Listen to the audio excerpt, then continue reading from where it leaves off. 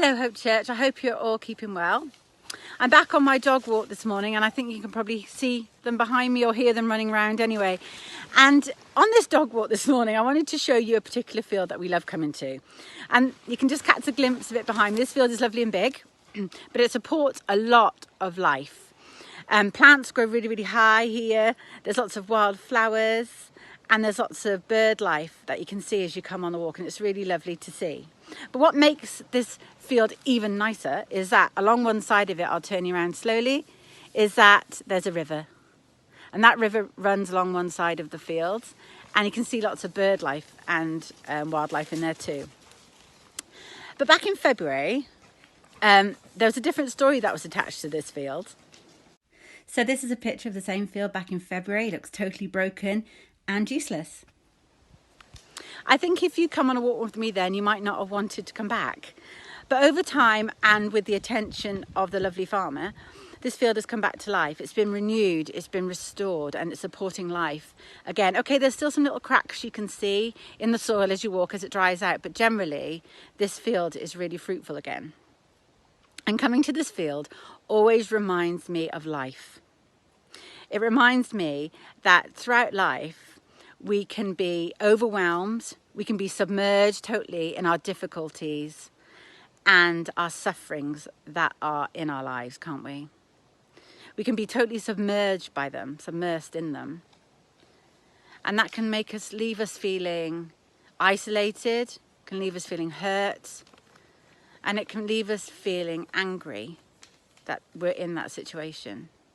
And these emotions can build and build, where we feel bitterness perhaps, resentment, we feel useless, and we feel joyless, and our lives have no joy. And I don't want to belittle any of these sufferings and difficulties because they're very real to us, aren't they? But even with those difficulties and suffering, there is hope. There is hope that can give us strength when we're feeling really weak. There's a hope that can make us feel powerful and empower us. And there's a hope that can console us when we're feeling unloved. And a hope that can make us feel useful again. And that hope is Jesus.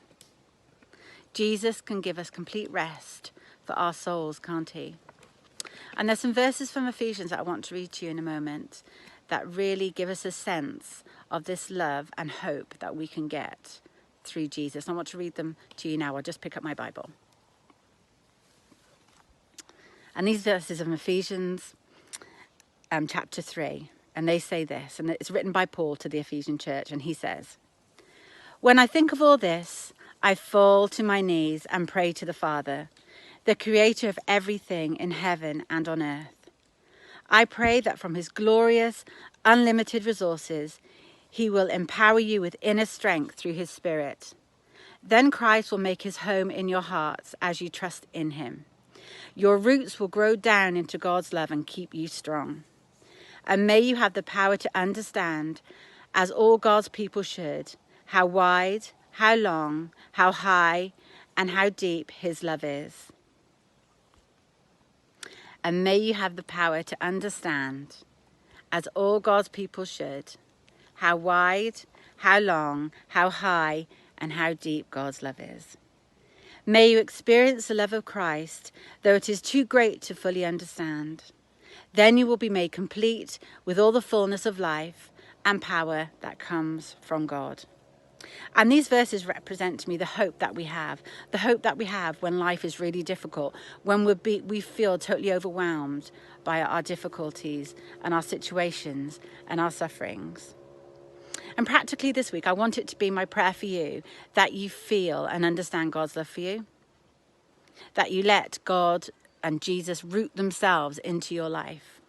And that's a prayer for me as well. And this week, I want to do that through two different ways. The first way is through praying. And I like to pray a lot in my life. I like to pray. But this week, I want perhaps to change my focus in the way I pray. Instead of listing my sufferings to God and then just waiting on him to answer them and sort them all out, I want a change of heart this week. I want to ask, how can I glorify you, God, through these sufferings? That's not easy. It's going to be quite difficult because I'd rather list my prayers and get them sorted out. But sometimes we walk through sufferings and difficulties, and through that walk and through that moment, we can glorify God. So I want to ask him in my prayers this week, how can I glorify you through my sufferings and difficulties I'm facing? And secondly, I want to read the Bible more. I read it every day, but I want to read it perhaps differently. And at the moment, I'm reading the YouVersion app that's linked to this series that we're doing, Twisted series that we're doing. I'm finding that really, really useful because it encourages me not to just read a one verse as a self-help verse and pick it out, but it encourages me to read a full passage and understand that when in the Bible stories, when people are suffering, God is there with them. God is there, and he says, I will be with you and I will never leave you. I will walk with you. So those are the two ways I'm going to challenge myself this week, to perhaps to understand God's love for me more and to root myself more in him. I give that challenge to you too. But anyway, have a lovely week, and I hope to see you all again soon.